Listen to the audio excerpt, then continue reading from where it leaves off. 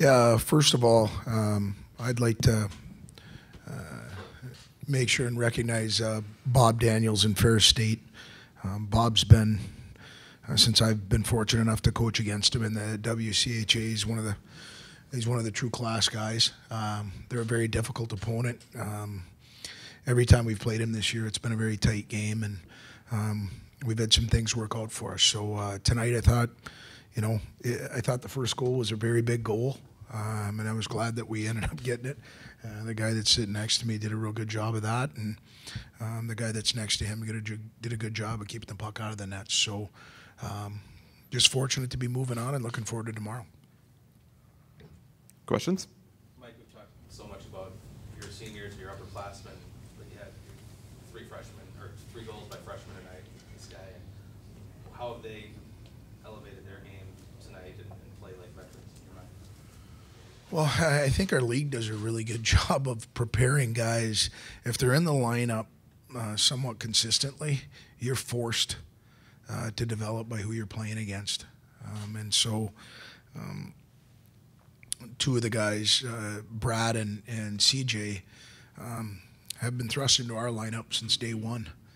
And the USHL and the BC League shows themselves well because those guys were very prepared. Kerry Eads in Sioux Falls and Fred Harbinson in Penticton did a lot of the heavy lifting of preparing the guys, and those guys had good summers and were prepared to come in and play college hockey, and they've made a contribution since day one, and as you can see, they haven't played like freshmen. Brad, describe your first goal. It looked like you took possession and then, just let loose the wrister from the left circle. Yeah, I just put some pressure on the D-man, and puck ended up on my stick and kind of pushed it to the slot and fired her on net. Jess? Mike, you had a lead there, but it seemed like, late first period, early second period, they really tested Stefan. How important was not only not letting them tie the game, but also kind of getting that second goal to get some separation there? And the difference in the game, they made a push, and you knew they would. That's why I thought it was really important to get the first goal. And, to have that, what we call in the locker, it's to have a stopper. And what I mean by that is somebody making a play that keeps it from going in the back of the net. And, they had some pretty good looks, and Stefan did a good job at making sure it didn't end up tied. And that gave us and bought some time to get it to 2. And the way that our games have been against Ferris, if you can get to 2 before somebody else gets to 1, it's a pretty big advantage. Stefan, can you talk about the way from the first period to the second period, it seemed like the game really loosened up a lot with them making their push. How did you adjust to that when you didn't see a lot necessarily in the first period and suddenly there was a big push in the second? Well, I think first period, I think both teams, us and them are both testing the waters a little bit. This is a pretty big tournament, so, some guys have some nerves, and I think first period, those were kind of shaken off, and then the second period, I thought them and us were both going back and forth with a lot of pace, and, our defense just kind of made my life easy. Guys were blocking shots, Sterno, Fogarty, Casey Nelson, whole D-corps.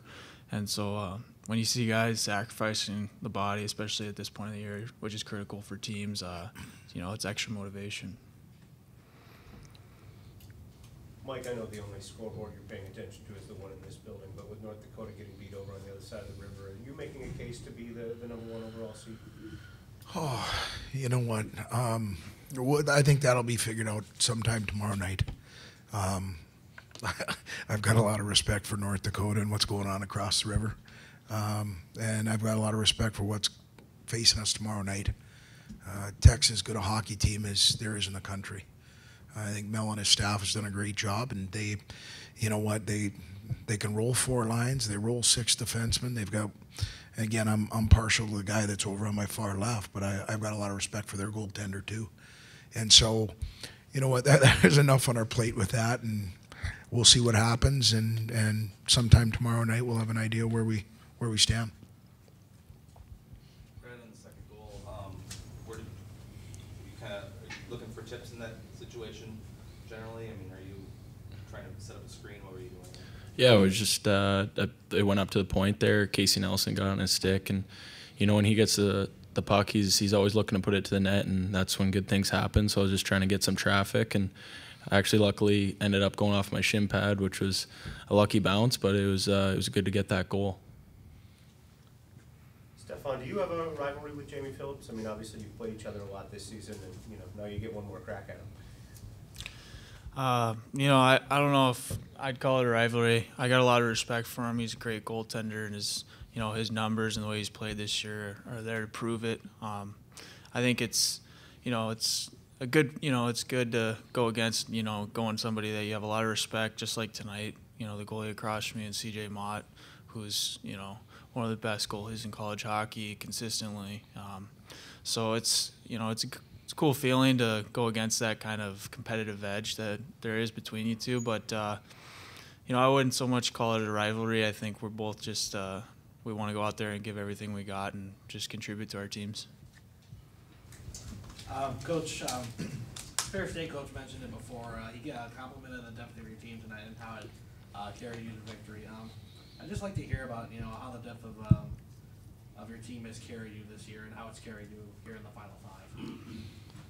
Well, we've had different guys step up at different times, and you can even just rewind to, last Saturday, Dylan Marganeri,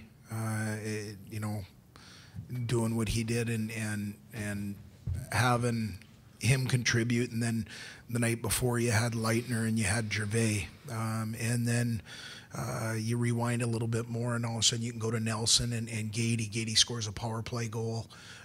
Noel scores a big goal for us at Bemidji to give us a lead.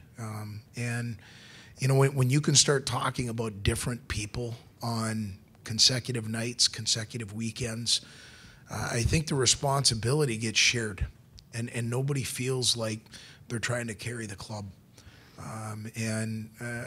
Again, I think that comes from our senior leadership, our juniors, where there's a lot of we and not a lot of me in the locker room, and that's enjoyable to come to work with every day because they don't mind sharing the workload, and it's been a positive for us. I think, we hope that that's something that's going to help us tomorrow, playing at 7:30 and turn around and playing at 6. We better have some depth because that's a pretty quick turnaround for us.